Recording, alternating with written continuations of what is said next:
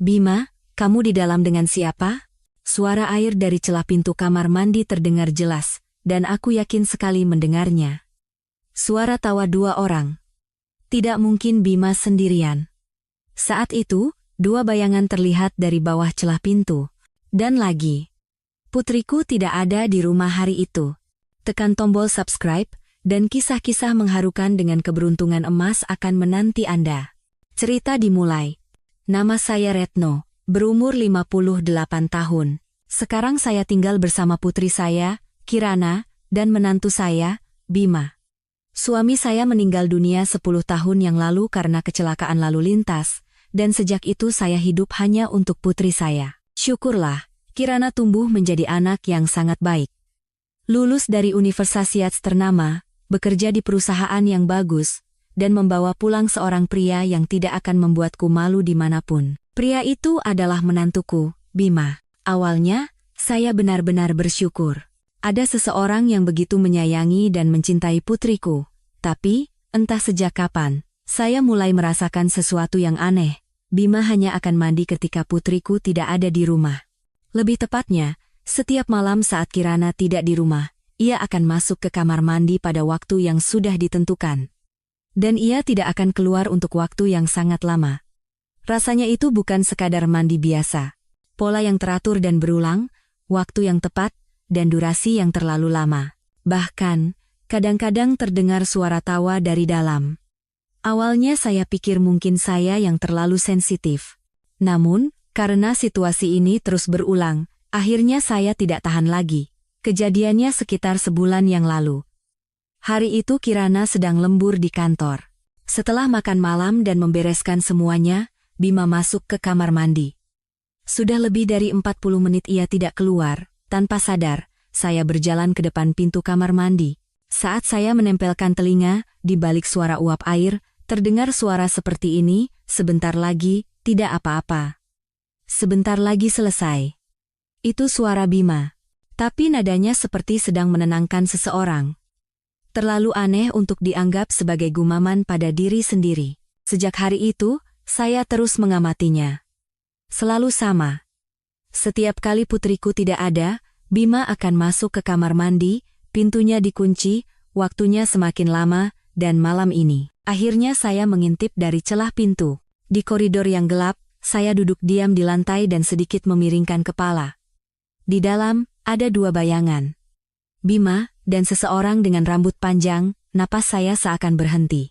Saat saya menutup mulut dan mencoba bangkit dengan hati-hati, terdengar suara orang mendekat dari dalam.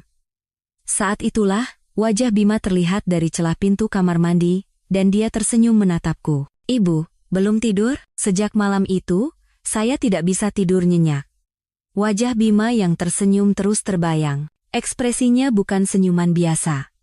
Dia tersenyum seolah-olah dia tahu sesuatu, seolah sedang menguji saya. Keesokan paginya, di meja makan, Bima menyapa seolah tidak terjadi apa-apa. Ibu, semalam saya mandi, apa mungkin ibu terganggu? Saya khawatir suara airnya terlalu kencang. Saya membeku dengan sendok di tangan. Tidak apa-apa. Walaupun saya berhasil menjawab, hati saya sangat kalut. Sejak hari itu, saya mulai mengamati Bima, seolah memecahkan teka-teki. Waktu mandinya, jam keluarnya, apakah bertepatan dengan hari saat Kirana tidak di rumah, bahkan apa yang Bima makan. Dan ada satu hal aneh lagi. Sebelum masuk ke kamar mandi, dia selalu menelepon seseorang di ruang tamu. Singkat. Diam-diam. Ya, hari ini bisa. Tunggu sebentar sesuai jadwal. Kali ini, akan kutunjukkan dengan benar. Dalam suaranya, jelas terasa ada niat tersembunyi. Maka, saya mengambil keputusan. Sebuah alat perekam. Perekam suara digital kecil yang dulu saya belikan untuk Kirana saat dia masih kuliah, saya mengeluarkannya dari laci. Saya menyembunyikannya di bawah pot bunga di dekat kamar mandi. Lalu saya menunggu. Menunggu hari itu datang lagi. Beberapa hari kemudian, Kirana harus melakukan perjalanan dinas selama 2 hari 1 malam. Bima pulang kerja seperti biasa. Ibu, hari ini saya lelah sekali, jadi saya mau mandi lebih awal dan langsung tidur. Satu kalimat itu membuat jantung saya berdebar kencang. Setelah Bima masuk, saya menyalakan laptop yang terhubung dengan alat perekam di dalam kamar. Awalnya hanya suara air, tapi kemudian terdengar suara tawa lain selain tawa Bima. Lalu suara Bima, "Hari ini kamu datang juga, ya? Rasanya aku tidak bisa hidup tanpamu." Saat itu, terdengar suara sesuatu menyentuh pintu kamar mandi. Dan dengan suara yang sangat rendah, terdengar suara seorang wanita. Aku juga kangen. Napas saya tercekat. Saat itu juga, terdengar suara pintu kamar berderit terbuka. Malam itu, saya mendengarkan ulang rekaman itu berkali-kali. Suara air, suara tawa, dan suara wanita, semuanya terekam dengan jelas, dan suara Bima yang terdengar begitu jernih, kali ini, akan kutunjukkan dengan benar, terus terngiang di kepala saya. Keesokan paginya, saya sengaja mengeluarkan alat perekam itu di depan Bima. Dia tersenyum acuh tak acuh dan berkata, "Ibu, itu kan perekam suara yang lama, ya? Tiba-tiba ada apa? Hanya ingin merapikan kenangan lama saja." Mendengar jawaban saya, Bima tersenyum sinis lalu masuk ke kamarnya. Entah kenapa, ekspresinya seolah-olah dia tahu apa yang saya lakukan. Sore itu, saya diam-diam memesan kamera tersembunyi untuk kamar mandi secara online. Saya pikir, sekarang saya harus melihatnya dengan mata kepala sendiri. Beberapa hari kemudian, Kirana pergi keluar kota untuk menghadiri pernikahan temannya, dan Bima berkata akan pulang kerja sedikit lebih awal seperti biasa. Malam itu, saya memasang kamera tersembunyi di ventilasi di atas kamar mandi. Keesokan paginya, saya memeriksa videonya. Di balik uap air, terlihat sosok Bima, dan satu sosok lain tertangkap kamera. Rambut panjang, kulit putih, seorang wanita yang muncul dan menghilang seperti hantu. Dia mendekati Bima dan memeluknya, dan Bima mengelus pundaknya sambil berkata, "Semuanya akan segera berakhir, sabar sedikit lagi."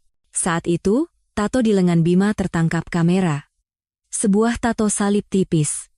Napas saya nyaris berhenti. Tato itu, 10 tahun yang lalu, pria yang pernah saya cintai, Prasetyo, juga memiliki tato yang sama di lengannya. Tidak mungkin, kan? Saat itu, Bima menatap lurus ke arah kamera dan berkata, "Sudah lihat, Bu? Ini baru permulaan." Saya langsung menutup laptop dan terduduk lemas di lantai. Saat itulah, terdengar suara pintu depan terbuka.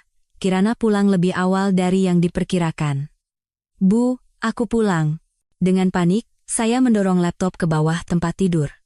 Jantung saya berdebar seperti orang gila. Kirana menutup pintu dan masuk ke dalam. Saya berusaha bersikap biasa, seolah tidak terjadi apa-apa, dan berjalan ke dapur. Meskipun tidak ada yang bisa saya kerjakan, saya pura-pura membuka dan menutup pintu kulkas untuk menyembunyikan kegelisahan saya. "Bu, aku mau langsung mandi, ya? Capek banget rasanya."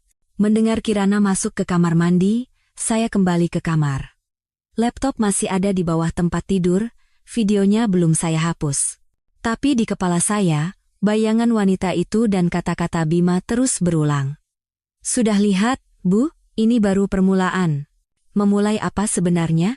Malam itu, saya sama sekali tidak bisa tidur. Akhirnya, saya membuka laci tua. Di dalamnya ada foto-foto lama, dan di antara foto-foto itu, ada foto pria itu, Prasetyo. Kaos hitam lengan pendek, lengan kurus dan panjang dengan tato salib. Persis sama dengan tato di lengan Bima. Saat itu, punggung saya terasa dingin. Jangan-jangan, tidak mungkin. Tapi satu pikiran terus menghantui. Mungkinkah Bima adalah anak dari Prasetyo? Saya tidak mau percaya, tapi perlahan-lahan semua kepingan teka-teki mulai menyatu. Jika begitu, semua ini adalah balas dendam. Malam itu, akhirnya saya mengambil ponsel dan mencari-cari di daftar kontak lama, Agus Santoso. Sahabat terdekat Prasetyo.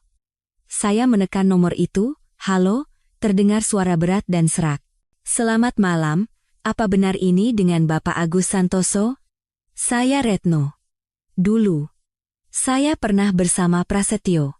Hening sejenak di seberang telepon, lalu terdengar suara berbisik, "Jangan sebut nama itu lagi, dia tidak meninggal." Saya hampir menjatuhkan ponsel. Apa? Prasetyo masih hidup? Ya, dia masih hidup. Tapi dia bukan lagi orang yang sama seperti dulu. Mendengar itu, seluruh tubuh saya kaku. Jika Prasetyo masih hidup, dan jika Bima adalah anaknya, maka apa yang sedang terjadi di rumah kami ini menjadi sangat jelas. Sejak hari itu, setiap hari terasa seperti berjalan di atas pecahan kaca. Bima masih tetap ramah dan sopan, tapi saya terus merasa ada emosi lain yang tersembunyi di baliknya. Kata-kata Pak Agus terus terngiang. Dia tidak meninggal.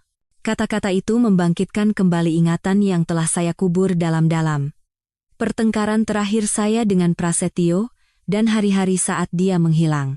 Jika dia benar-benar masih hidup, dan Bima memang anaknya, ini bukan lagi masalah perselingkuhan atau hubungan di luar nikah. Ini bisa jadi sebuah drama balas dendam yang dirancang dengan sangat rapi. Malam itu, saya diam-diam masuk ke kamar Bima. Kirana sedang dalam perjalanan dinas, dan Bima sedang menelepon di lantai bawah. Laci meja, laci lemari, tempat tidur. Lalu, di saku dalam jas Bima, saya menemukan secarik kertas memo. Di sana tertulis tanggal, waktu, dan sebuah alamat. Taman Pemakaman Keluarga, B13. 8 Oktober, tengah malam. Tanggal itu adalah besok. Jantung saya terasa mencelos saat saya mengambil ponsel. Hari di mana Prasetyo dilaporkan meninggal juga tanggal 8 Oktober. Keesokan harinya, tengah malam, saya pergi ke alamat itu. Malam yang larut, pemakaman umum yang sepi, hanya cahaya bulan yang samar-samar menyinari nisan-nisan. Dan di sana, di B13, dari kejauhan, Bima yang berpakaian hitam berdiri di depan sebuah makam. Dia mengeluarkan sesuatu dan meletakkannya dengan hati-hati di atas tanah, sebuah bingkai foto kecil. Saya mengamatinya dari jauh, lalu perlahan-lahan mendekat. Bima tidak terkejut melihat saya. Justru, dia berkata dengan suara tenang, "Ibu datang juga, ya. Sekarang, Ibu ingat, kan, siapa yang pernah dimakamkan di sini?" Saya terdiam di hadapannya. Di dalam bingkai foto itu, ada foto saya bersama Prasetyo di masa lalu, dan di bawah foto itu, tertulis, "Sekarang giliran Anda." Saya menatap pesan yang ditinggalkan Bima itu untuk waktu yang lama. "Sekarang giliran Anda." Tulisan itu seolah ditulis dengan darah, menggunakan tinta merah, dan hawa dinginnya membuat ujung jari saya yang gemetar merinding. "Bima, apa-apaan ini?" tanya saya dengan suara bergetar, tapi Bima tetap tenang. "Ini baru permulaan, Bu. Ibu sama sekali tidak tahu bagaimana keluarga kami hancur, kan?" Mendengar itu, saya tersadar. "Keluarga? Apa maksudmu? Kamu bicara tentang apa?" Bima menatap makam itu dengan tenang dan berkata, "Apa ibu benar-benar tidak ingat siapa yang dimakamkan di sini? Kebenaran yang ibu pilih sendiri untuk dikubur. Saya tidak bisa percaya." Pertengkaran terakhir saya dengan Prasetyo dan ingatan hari itu perlahan-lahan mulai muncul kembali. Hari saat dia menghilang, saya memutuskan hubungan dengannya, dan dia pergi dengan penuh amarah. Beberapa hari kemudian, laporan orang hilang dan kasus yang ditutup sebagai kecelakaan. Pikiran bahwa semua itu direkayasa oleh seseorang melintas di benak saya. Bima tersenyum seolah bisa membaca ekspresi saya. "Sekarang ibu mulai ingat, kan? Ini belum berakhir. Berikutnya adalah giliran ibu saya." Mendengar itu, napas saya terasa sesak. "Bima, kumohon. Aku tidak tahu apa yang kamu tahu, tapi hentikan. Kumohon jangan lakukan ini." Dia menggelengkan kepala pelan dan berkata untuk terakhir kalinya, "Bu, sekarang pilihlah, ungkap kebenarannya, atau hancur bersamanya." Begitulah, Bima menghilang ke dalam kabut malam. Saya berdiri lama di depan makam itu, lalu mengeluarkan ponsel dan menelepon Kirana. "Halo, Bu?" Saat mendengar suara ceria Kirana, air mata saya langsung tumpah. "Kirana, jangan pernah sendirian. Mengerti? Jangan pernah berduaan saja dengan Bima." "Kenapa, Ibu? Ada apa?" Saya kehabisan kata-kata, tapi yang ada di pikiran saya hanyalah saya harus menghentikan semuanya sebelum terlambat. Keesokan paginya, saya bangun jauh lebih awal dari biasanya. Semalaman saya tidak bisa tidur, dan kata-kata Bima terus terngiang di telinga saya. Berikutnya adalah giliran ibu saya. Kata-kata itu tidak mau pergi dari kepala saya. Saya menyiapkan sarapan lebih dulu dari Bima sambil mondar-mandir di ruang tamu. Tak lama kemudian, Bima menuruni tangga. Seperti biasa, dengan pakaian rapi dan senyum lembut. "Ibu, pagi sekali bangunnya.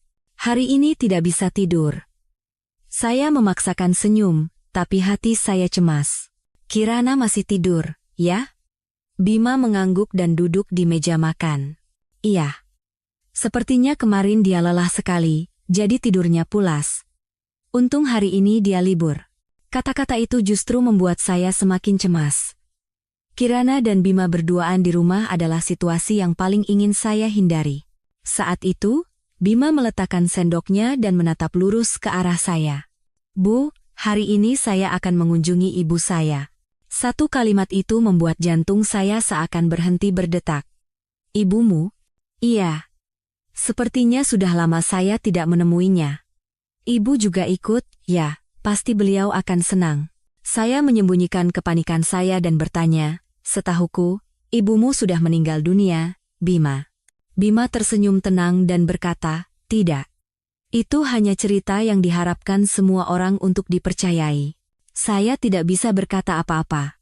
Saya tahu persis bagaimana rasanya sesak napas. Siang itu, saya pergi dengan mobil Bima menuju pinggiran kota yang asing. Jalanan semakin sempit, dan di sekelilingnya hanya ada bangunan-bangunan yang terlihat seperti rumah kosong. Mobil berhenti di depan sebuah rumah tua bergaya kolonial. Bima berdiri di depan pintu dan berkata pelan, "Disinilah tempatnya." "Ibu saya sudah lama menunggu di sini." Lalu dia perlahan membuka pintu. Di dalamnya tidak ada siapa-siapa. Ruang tamu yang kosong, perabotan usang, dan di salah satu dinding tergantung sebuah foto keluarga tua. Bima menatap foto itu dan berkata, "Beliau dulu ada di sini, tapi sekarang sudah tidak ada lagi. Dan alasannya adalah karena ibu." Saya terkejut dan mundur selangkah. "Apa maksudmu? Kenapa aku?"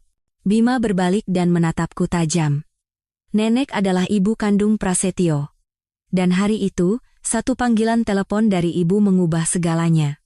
Mendengar itu, pikiran saya menjadi kosong. Selama ini saya tidak tahu, saya benar-benar tidak tahu apa-apa.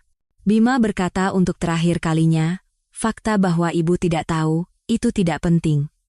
Terlalu banyak yang sudah terjadi." Saya menatap kosong foto usang itu. Wanita di dalam foto itu sangat mirip dengan Prasetyo.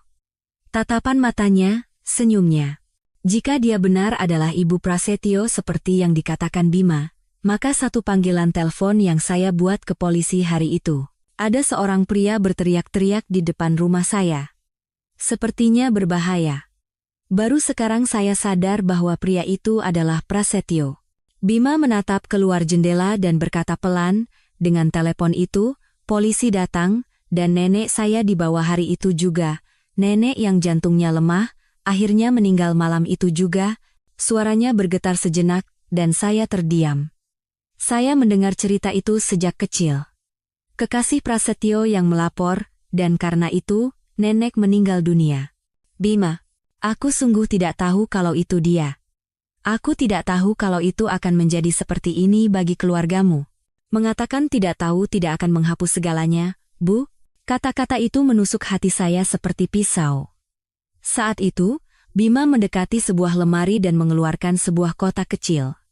Di dalamnya ada surat-surat usang, dan dia memberikan salah satunya kepada saya. "Ini surat terakhir yang ditulis nenek. Bacalah." Saya membuka surat itu dengan tangan gemetar. Aku tidak bisa melindungi putraku. Entah kehidupan seperti apa yang akan dia jalani, sekarang sudah terlambat.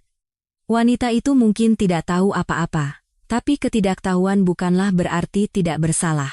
Membaca surat itu, saya tidak bisa menahan tangis. Kebenaran yang selama ini saya abaikan, hari saat Prasetyo menghilang, penderitaan yang dialami ibunya, dan waktu yang telah dijalani Bima. "Bima, kamu boleh membenciku, tapi tolong, Kirana. Jangan sentuh Kirana." Mendengar itu, ekspresi Bima untuk pertama kalinya mengeras. Kirana adalah satu-satunya orang yang saya lindungi selama ini. Tapi ibulah yang menyeretnya ke dalam masalah ini. Tidak. Kirana tidak bersalah. Kalau begitu, buktikan. Bima meletakkan sebuah foto di tangan saya. Di sana, Kirana terlihat bersama seorang pria asing. Tahu siapa pria ini? Dia orang yang sedang mengikuti Kirana. Saya merasa napas saya sesak. Bima menambahkan dengan pelan, sekarang giliran ibu untuk melindungi Kirana, karena saya harus menyelesaikan balas dendam saya. Di dalam foto yang diberikan Bima, Kirana berada di depan sebuah kedai kopi bersama seorang pria asing. Wajah pria itu tertutup topi, tapi ekspresinya terasa familiar. Siapa orang ini? Tanyaku. Bima menjawab singkat, dia adalah kakak dari Prasetyo. Paman saya. Seketika napas saya tercekat. Saya bahkan tidak tahu Prasetyo punya seorang kakak. Dia sedang melacak Kirana. Alasannya sederhana. Jika ibu ingin melindungi Kirana, sekarang ibu harus turun tangan sendiri. Saya tidak bisa bertanya lebih jauh. Pikiran saya kosong, dan jantung saya berdebar kencang. Malam itu, setelah pulang, saya berdiri lama di depan kamar Kirana. Saat saya membuka pintu, putriku tersenyum seperti biasa dan berkata, "Ibu, ada apa?" Wajah ibu kelihatan tidak baik lagi. Saya ragu-ragu, lalu bertanya dengan hati-hati, "Kirana, apa akhir-akhir ini kamu merasa seperti ada yang mengikutimu?" "Hah, tidak." "Kenapa, Bu?" "Mungkin ini hanya kekhawatiran ibu saja, tapi tolong lebih berhati-hati, ya?" Kirana memiringkan kepalanya dengan heran, tapi menjawab akan melakukannya. Malam itu, saya mengambil ponsel dan menelepon Pak Agus lagi. "Pak Agus, tolong saya. Ini benar-benar bukan lagi sesuatu yang bisa saya tangani." Pak Agus terdiam sejenak, lalu menjawab, "Anda masih ingat kan, kalau Prasetyo masih hidup?" Ada alasan mengapa Bima bergerak seperti ini. Tapi ujungnya pasti adalah kehancuran seseorang. Entah itu saya atau Bima, saya tidak peduli. Sekarang saya harus melindungi Kirana. Baiklah. Saya akan segera berangkat. Kirimkan lokasinya. Saya mengirimkan alamat rumah kosong yang dikatakan Bima melalui pesan teks dan mulai bersiap-siap dengan hati-hati. Tapi saat itu, saya merasakan ada kehadiran di dekat pintu depan. Suara seseorang meletakkan sesuatu dengan hati-hati di depan pintu. Saat saya membuka pintu, ada sebuah kaset tua tergeletak di sana. Di atasnya ada secarik kertas. Jika Anda melihat ini, kepingan terakhir dari teka-teki kebenaran akan tersusun. Saya mengambil kaset itu dengan hati-hati dan memasukkannya ke dalam pemutar. Dengan suara berderit, video buram dimulai, dan segera wajah seorang pria memenuhi layar. Pria itu membuka mulutnya. "Saya Prasetyo. Dan cerita ini adalah peringatan terakhir untukmu." Wajah di layar sudah banyak berubah. Senyum hangatnya dulu telah hilang, dan wajah tanpa ekspresinya hanya menyisakan kerutan dalam dan tatapan mata yang gelap. "Retno, jika kau menonton video ini, kurasa semua kepingan teka-teki sudah hampir lengkap." Suaranya rendah dan tenang, tapi terasa anehnya hampa. "Aku tidak mati. Aku hanya hidup sambil mengamatimu." Mendengar itu, seluruh tubuh saya merinding. Hari itu, saat mobil polisi yang kau panggil datang, aku sudah meninggalkan lingkungan itu.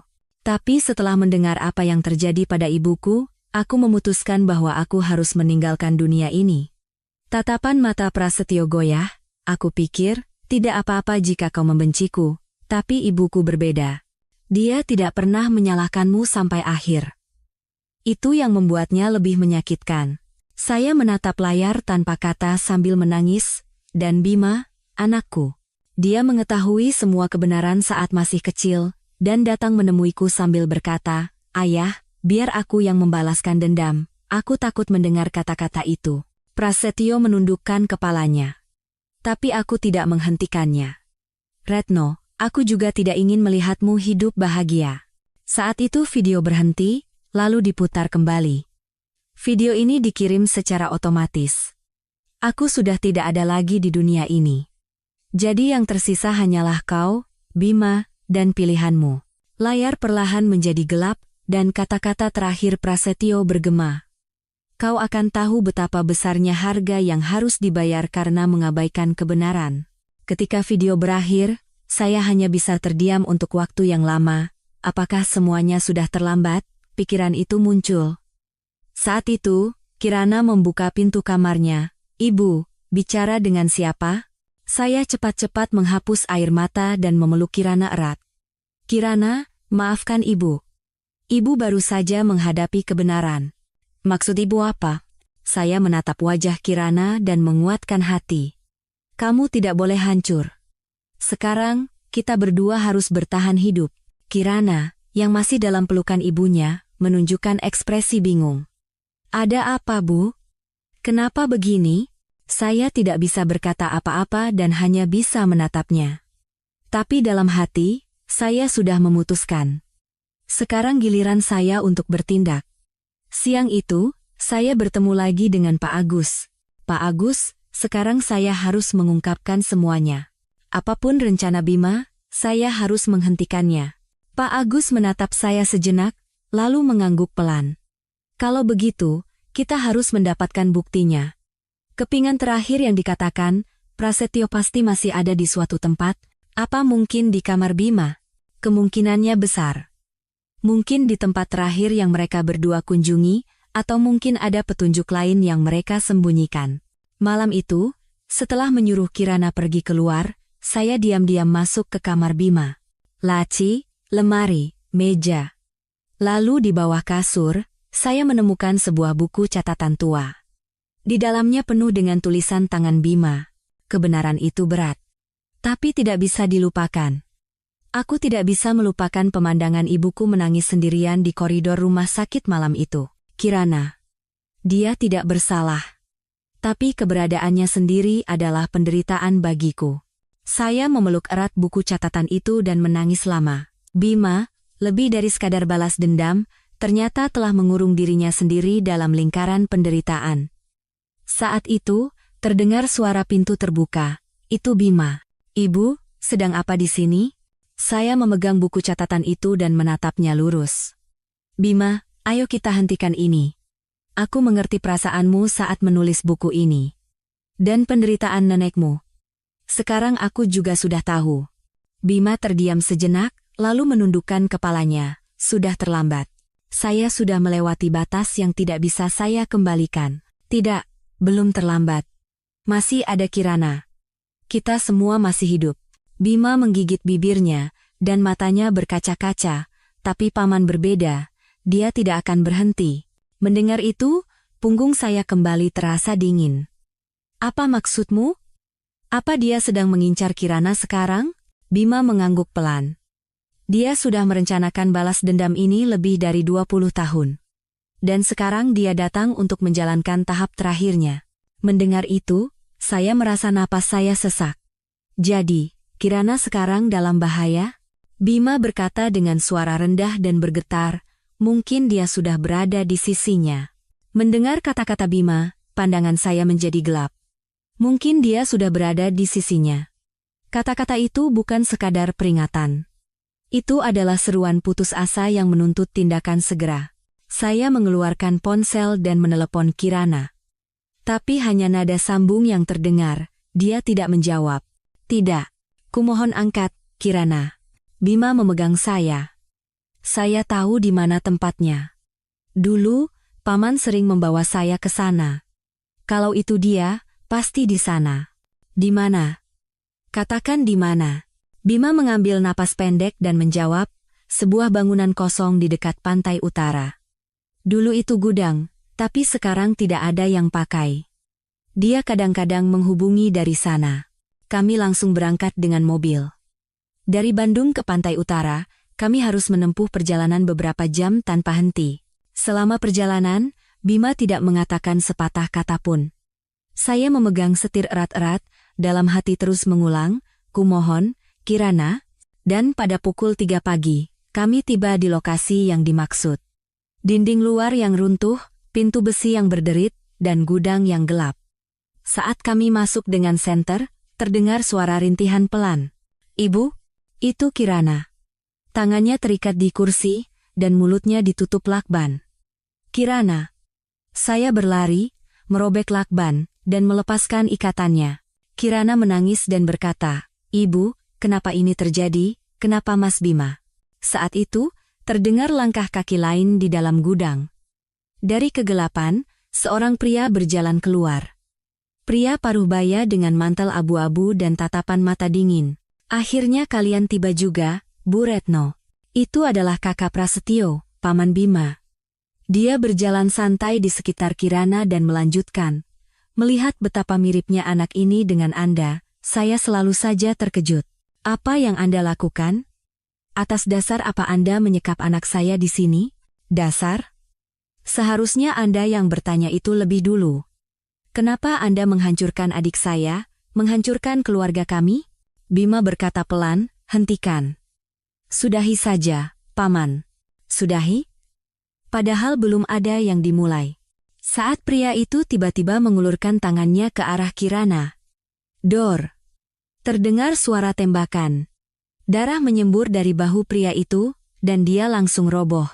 Bima, dengan pistol di tangan yang gemetar, berkata, Kirana, tidak boleh. Dia satu-satunya yang tidak boleh disentuh. Setelah suara tembakan, gudang itu diliputi keheningan.